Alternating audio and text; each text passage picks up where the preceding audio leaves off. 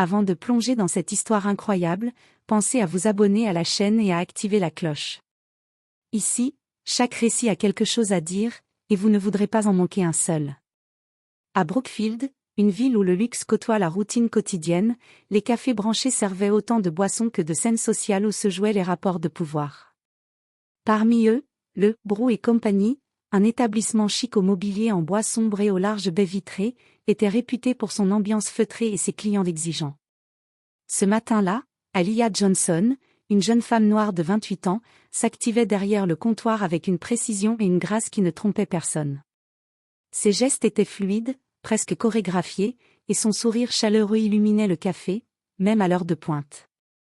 Depuis 3 ans, elle travaillait ici, alliant professionnalisme et humanité, et était appréciée de la clientèle pour son empathie et sa patience.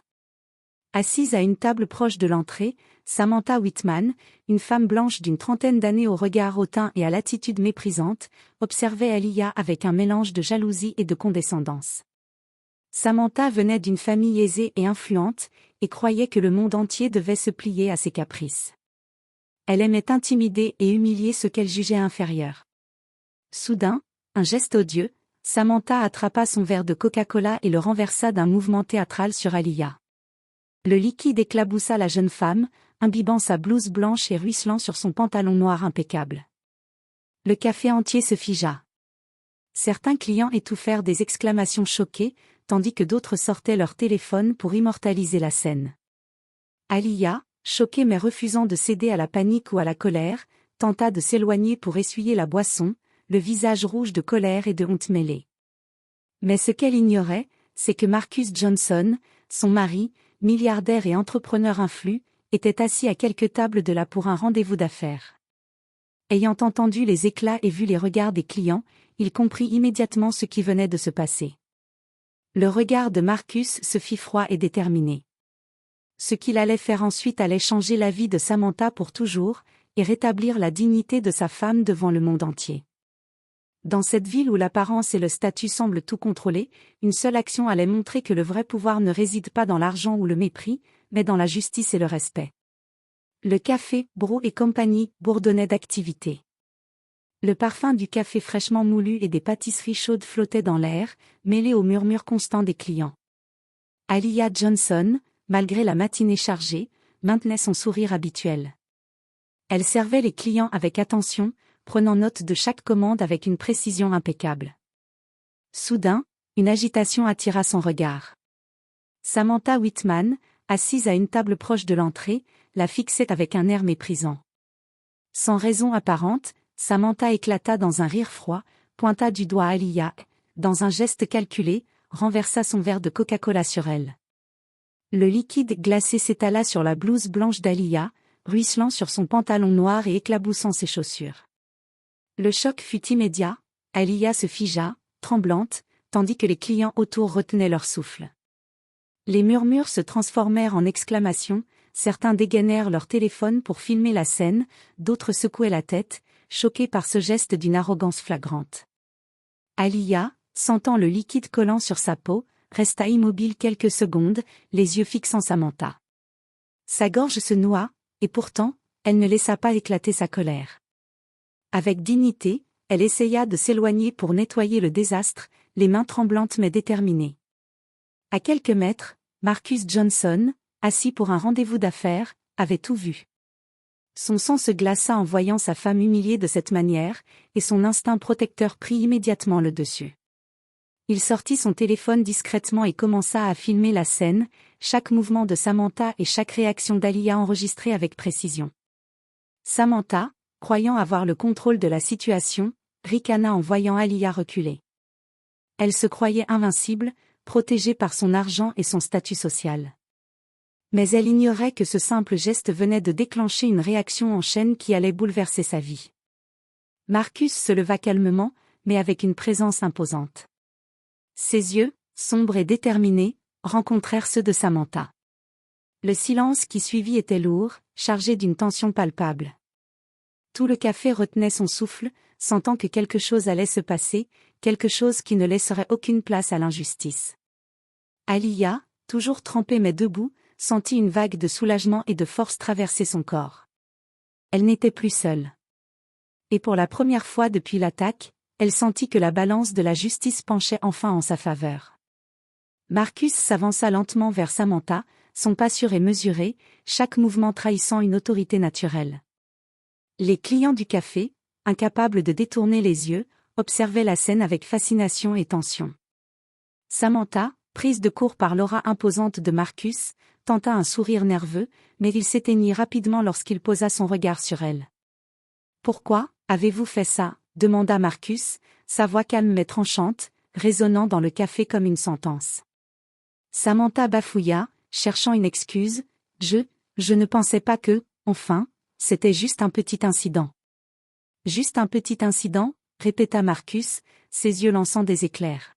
« Vous avez humilié ma femme devant tout le monde. Vous pensez que l'argent et le statut vous donnent le droit d'humilier les autres ?» Alia, toujours trempée mais droite, se rapprocha de son mari. Elle prit une profonde inspiration et murmura « Merci ». Ce simple mot, chargé de gratitude et de force, renforça Marcus dans sa détermination. Marcus sortit son téléphone et montra la vidéo qu'il avait enregistrée, le geste de Samantha, les réactions des clients, chaque détail capturé avec précision. Tout ceci est enregistré. Et croyez-moi, ce ne sera pas ignoré. Samantha pâlit, ses lèvres tremblantes. Elle ne s'attendait pas à être confrontée si directement et avec autant de preuves. Vous ne pouvez pas, ce n'est rien. Balbutia-t-elle. Marcus secoua la tête, lentement mais fermement. Rien ? Ce n'est pas rien. Ce que vous avez fait est inacceptable, et je m'assurerai que justice soit rendue. Vous allez comprendre que l'humiliation d'autrui a un prix. À ce moment, les clients commencèrent à murmurer entre eux, certains exprimant leur soutien à Alia, d'autres réprimandant Samantha. L'effet de groupe ajouta une pression supplémentaire sur Samantha, qui sentait son emprise sur la situation s'effondrer. Alia, rassemblant son courage, ajouta « Je ne vous laisserai pas me réduire au silence ou à la honte. Votre acte ne me définit pas. » Marcus posa une main protectrice sur l'épaule de sa femme. « Et moi, je m'assurerai que vous ne puissiez plus nuire à qui que ce soit de cette manière. » Samantha, déstabilisée et consciente que sa réputation commençait déjà à s'effriter sous le poids de la vidéo et de la confrontation, recula instinctivement. Elle réalisa, pour la première fois, qu'elle n'était plus en position de contrôle. Le café tout entier semblait retenir son souffle. L'attaque de Samantha avait été publique, mais la contre-attaque de Marcus, juste et méthodique, venait de transformer la scène en leçon sur le respect et la dignité. Le lendemain matin, la vidéo de Samantha renversant du Coca-Cola sur Alia avait commencé à circuler sur les réseaux sociaux.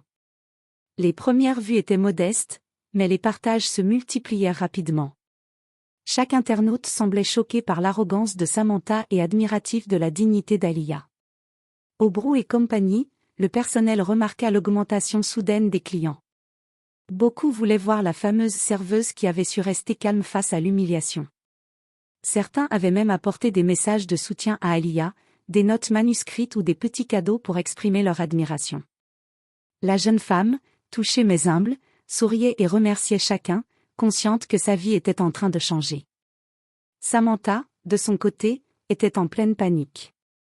La vidéo commençait à apparaître sur Facebook, Instagram et Twitter, accompagnée de commentaires dénonçant son racisme et son arrogance. Elle essaya de la faire supprimer, mais les captures d'écran et les partages se multipliaient trop vite. Son nom et son visage étaient désormais associés à la honte publique. Marcus, toujours méthodique, surveillait la propagation de la vidéo. Il savait que la colère de Samantha et la viralité des réseaux sociaux pouvaient entraîner des conséquences légales et professionnelles. Mais il voulait que justice soit complète. Samantha devait comprendre que ses actes avaient un prix, non seulement moral mais social et professionnel. Au café, Alia sentit une vague de soulagement et de force. Les clients et passants qui l'avaient vue être humiliée la saluaient maintenant avec respect. Certains se rapprochaient pour lui demander conseil sur la manière de réagir face à des situations similaires dans leur propre vie. Elle comprit que son calme et sa dignité avaient fait plus que préserver son honneur, elles inspiraient les autres à ne pas céder à la peur ou à l'humiliation. Samantha, désespérée, tenta de contacter certains journalistes locaux pour faire croire à un malentendu. Mais chaque appel se soldait par un refus poli ou une remarque acerbe, votre comportement est inacceptable et la vidéo parle d'elle-même. Dans les bureaux de Whitman & Company, son entreprise, les cadres supérieurs commençaient à s'inquiéter. Le scandale prenait de l'ampleur et risquait de nuire à l'image de l'entreprise. Les discussions internes se multipliaient, fallait-il licencier Samantha pour limiter les dégâts? La viralité et le ton des commentaires rendaient la décision inévitable. Pendant ce temps, Marcus, discret mais efficace, commençait à préparer la prochaine étape. Il ne voulait pas seulement que Samantha soit humiliée publiquement, il voulait que sa carrière subisse également les conséquences de son racisme et de son arrogance. Ainsi, ce qui avait commencé comme un acte de mépris et de violence gratuite se transformait peu à peu en une leçon de dignité et de justice. Le pouvoir de l'humiliation était en train de se retourner contre celle qui l'avait initiée, et le monde entier commençait à le voir. Le lendemain, le scandale autour de Samantha Whitman atteignit les bureaux de Whitman & Company, l'entreprise où elle travaillait comme cadre marketing. Les emails internes et les appels téléphoniques affluaient, alertant la direction que le comportement de Samantha avait été filmé et publié massivement sur les réseaux sociaux. Le PDG de l'entreprise, Richard Lawson, était inquiet, la réputation de son entreprise risquait d'être entachée par les actes d'une seule employée. Marcus, conscient du poids de son influence et de l'urgence de la situation, contacta directement le bureau de Lawson. Sa voix, calme mais ferme, se fit entendre à travers le combiné. « Je vous appelle pour vous informer qu'un de vos employés a publiquement humilié ma femme. J'ai la vidéo. Je vous conseille de prendre des mesures immédiates, sinon l'affaire deviendra publique à un niveau national. » Lawson, un homme pragmatique et soucieux de l'image de sa société, demanda à voir la vidéo. Dès qu'il la visionna, son expression changea, l'arrogance de Samantha et le geste humiliant étaient indéniables. Il savait qu'il devait agir vite pour protéger l'entreprise et éviter que la situation ne dégénère. Dans la matinée, Samantha fut convoquée dans le bureau du PDG. Son arrogance habituelle avait disparu, remplacée par une nervosité palpable. Lawson ne lui laissa aucune chance de se justifier. Vos actions ont été vues par des milliers de personnes. Elles sont inacceptables et vont à l'encontre des valeurs de notre entreprise. Nous devons protéger notre image. Avant que Samantha ne puisse répondre, Marcus, toujours en ligne, intervint calmement mais avec une autorité indiscutable. Je vous conseille vivement de prendre des décisions fermes. Ce que vous ferez maintenant déterminera la manière dont le monde percevra votre entreprise. La tension monta lorsque Lawson annonça la décision, Samantha Whitman est immédiatement licenciée. De plus, nous allons revoir la situation avec les employés qui ont encouragé ou toléré ce type de comportement.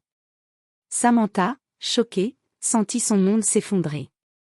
Ses collègues, autrefois admiratifs ou indifférents, la regardaient maintenant avec reproche. Les murmures se répandaient dans les couloirs comme une traînée de poudre, son arrogance et son racisme venaient de lui coûter sa carrière. Pendant ce temps, Aliyah, informée de l'évolution, ressentit un mélange de soulagement et de fierté. Elle savait que Marcus, en utilisant son influence de manière discrète mais décisive, avait transformé une humiliation personnelle en une victoire collective pour la justice et la dignité. La nouvelle se répandit rapidement, Samantha Whitman n'était plus protégée par son statut ou son argent. Le pouvoir qu'elle croyait avoir sur les autres venait de s'effondrer. Et pour Marcus et Aliyah, ce n'était que le début de la revanche morale qui allait suivre. Quelques heures après le licenciement de Samantha, le bureau de Whitman & Company était en effervescence. Les managers et responsables des ressources humaines se réunissaient pour décider de la suite à donner face à cette affaire devenue virale. Les emails, messages et appels de clients inquiets et de partenaires commerciaux affluaient, exprimant leur indignation face au comportement raciste de Samantha et au climat toxique qu'elle avait pu créer au sein de l'entreprise. Le PDG Richard Lawson, bien conscient de l'importance de rétablir la crédibilité de sa société, convoqua une réunion d'urgence avec les principaux cadres. Nous devons agir rapidement et fermement. Ce n'est pas seulement une question de réputation, mais de valeur et de morale. Tout employé qui a cautionné ou encouragé ce type de comportement doit être sanctionné, déclara-t-il avec gravité. Marcus, resté en contact discret mais constant, suggéra une approche précise, licencier ceux qui ont été complices ou passifs face à l'humiliation. Envoyer un message clair, le racisme et la violence, même verbale ou symbolique, n'ont aucune place ici. La liste des employés concernés fut rapidement établie. Certains avaient ri ou filmé la scène au lieu d'intervenir. D'autres avaient même fait des commentaires désobligeants sur Aaliyah. Chacun d'eux fut appelé individuellement pour recevoir la nouvelle. L'effet fut immédiat, l'atmosphère dans les bureaux passa de la peur à l'incrédulité. Les collaborateurs comprirent que le racisme et la complicité ne seraient plus tolérés, quelles que soient les relations ou le rang social. Samantha, quant à elle, dut affronter le PDG une dernière fois. Ses tentatives de minimiser les faits ou de faire passer l'incident pour une « erreur de comportement » échouèrent lamentablement. Richard Lawson fut catégorique, « Votre attitude a été honteuse et nuisible. Vous perdez votre emploi avec effet immédiat. » Dehors, dans la rue, la vidéo continuait de circuler sur les réseaux sociaux. Les commentaires de soutien à Aaliyah se multipliaient, et son nom devenait un symbole de dignité et de courage face à l'injustice. Samantha, isolée et humiliée, commençait à comprendre que son monde d'apparence et de privilèges s'effondrait, et que l'argent et le statut ne pouvaient effacer un comportement répréhensible. Pendant ce temps, Marcus et Aaliyah, toujours solidaires, ressentaient un profond sentiment de justice. La revanche morale ne se limitait plus à l'humiliation publique de Samantha, elle s'étendait à la sphère professionnelle, montrant que les actions ont des conséquences tangibles et irréversibles. Ainsi, ce chapitre de la vie de Samantha Whitman marquait un tournant, elle n'était plus invincible, et sa position sociale ne pouvait plus la protéger contre les effets de ses propres actes. La leçon, amère mais nécessaire, venait de s'écrire publiquement et professionnellement. À peine quelques heures après le licenciement de Samantha, la vidéo de l'incident avait déjà fait le tour de toutes les plateformes sociales. Twitter, Instagram, TikTok et Facebook étaient saturés de partages, de commentaires indignés et de messages de soutien à Aaliyah Johnson. Le hashtag Justice pour Aaliyah commençait à grimper en tendance nationale. Dans le café Brou et compagnie, la journée qui aurait dû être ordinaire se transforma en un événement médiatique. Des clients entraient non seulement pour le café, mais aussi pour voir la fameuse serveuse qui avait été humiliée avec tant de dignité. Les regards admiratifs, les encouragements et les mots de félicitations s'accumulaient. Certains clients vinrent même avec des bouquets de fleurs ou des cartes de soutien. Aaliyah, surprise et émue, remercia chacun avec son sourire chaleureux, consciente que sa résilience inspirait désormais beaucoup de monde. Pendant ce temps, Samantha était confrontée à l'ampleur de sa catastrophe. Son nom était associé à l'humiliation, au racisme et à l'arrogance sur tous les réseaux sociaux. Les commentaires étaient impitoyables, certains rappelaient son geste, d'autres dénonçaient son attitude générale et sa complicité avec ceux qui avaient encouragé le racisme autour d'elle. Même ses amis et collègues les plus proches prenaient leur distance, craignant que leur association avec elle ne nuise à leur réputation. Les médias locaux, puis nationaux, reprirent l'affaire. Des chaînes de télévision diffusèrent la vidéo et invitèrent des experts à discuter de l'humiliation publique et du racisme au travail. Aaliyah, toujours discrète et humble, refusa toute interview pour rester fidèle à sa dignité. Marcus, à ses côtés, veillait à ce que chaque action de leur part reste respectueuse et juste, évitant toute escalade inutile. La viralité de la vidéo eut un effet immédiat sur le milieu professionnel de Samantha.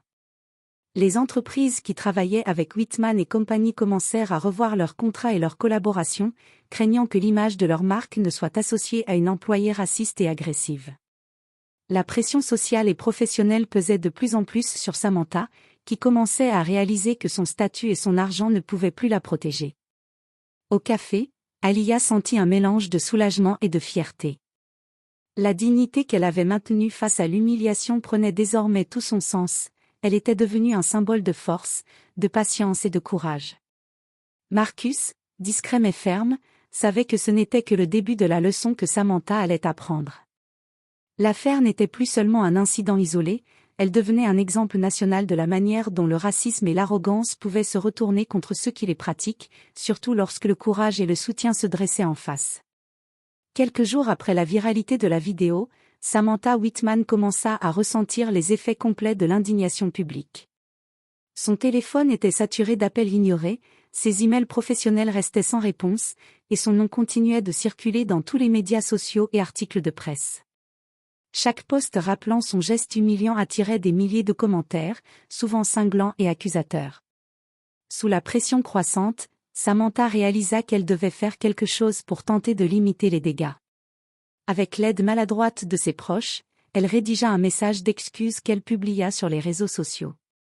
Mais ces mots sonnaient faux, forcés, dépourvus de sincérité.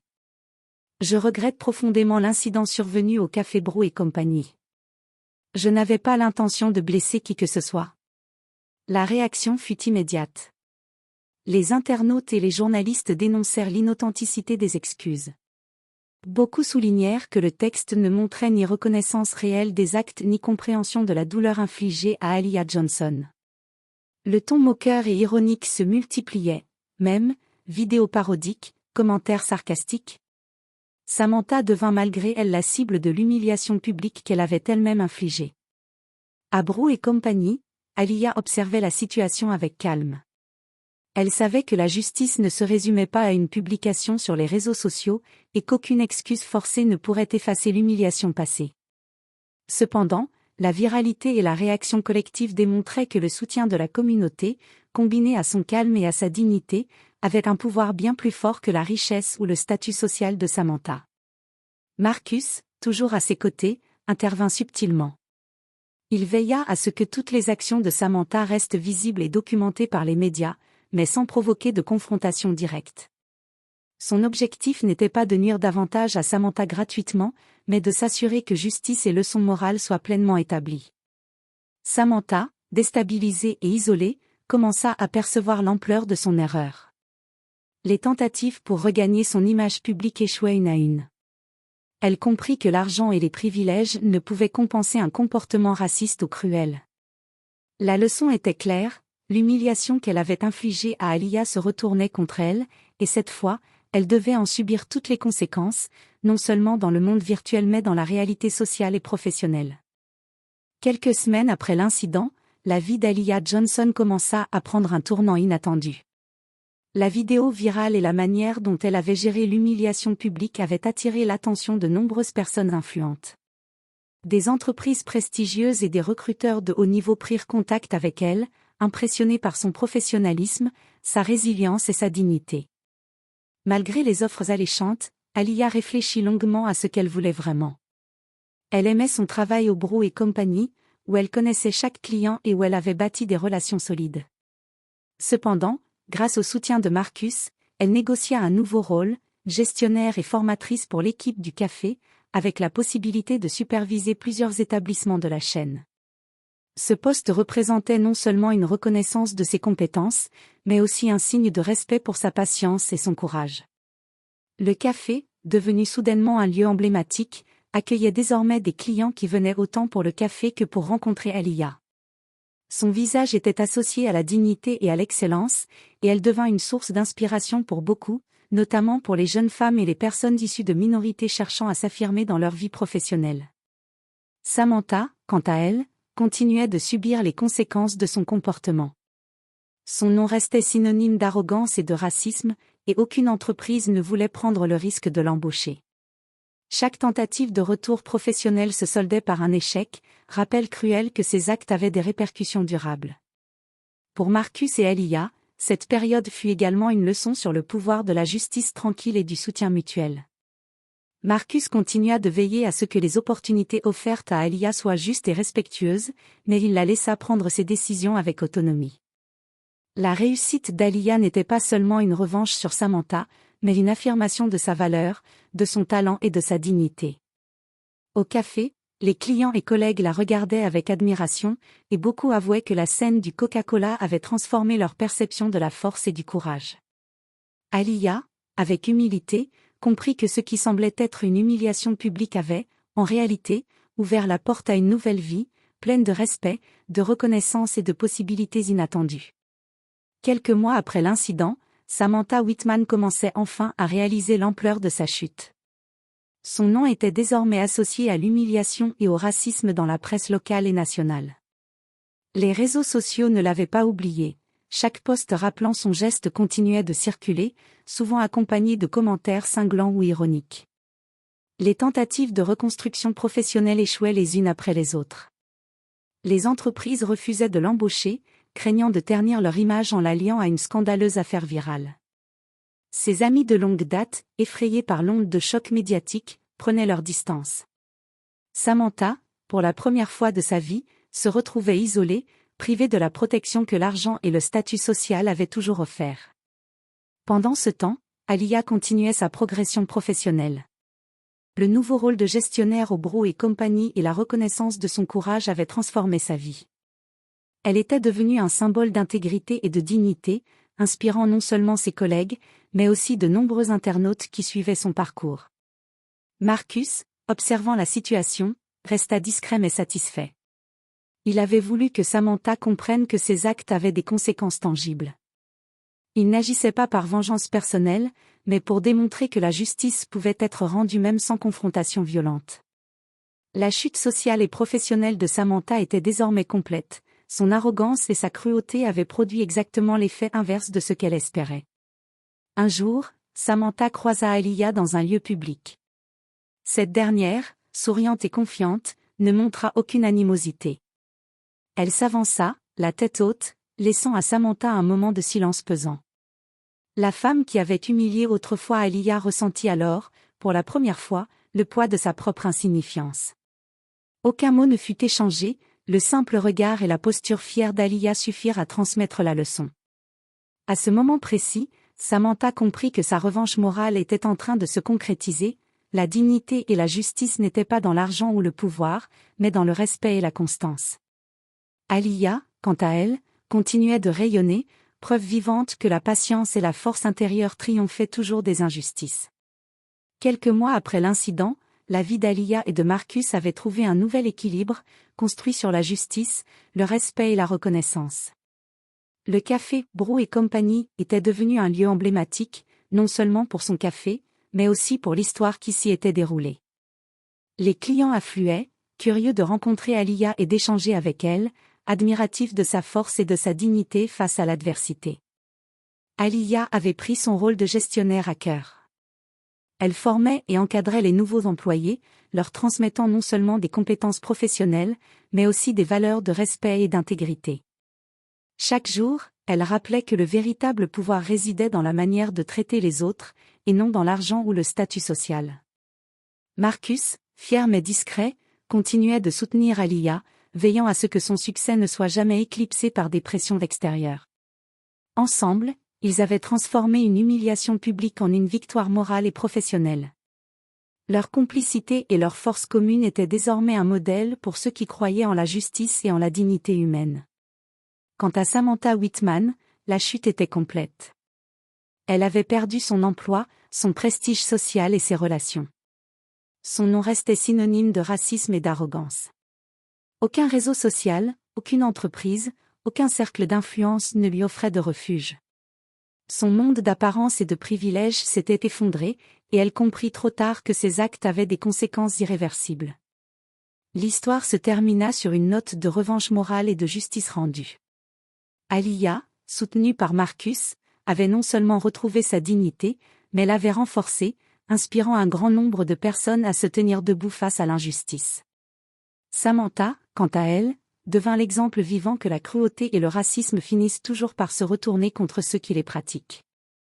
Dans cette ville où l'apparence et le statut semblaient régner, la leçon était claire, le respect, le courage et la dignité valent infiniment plus que l'argent ou le pouvoir.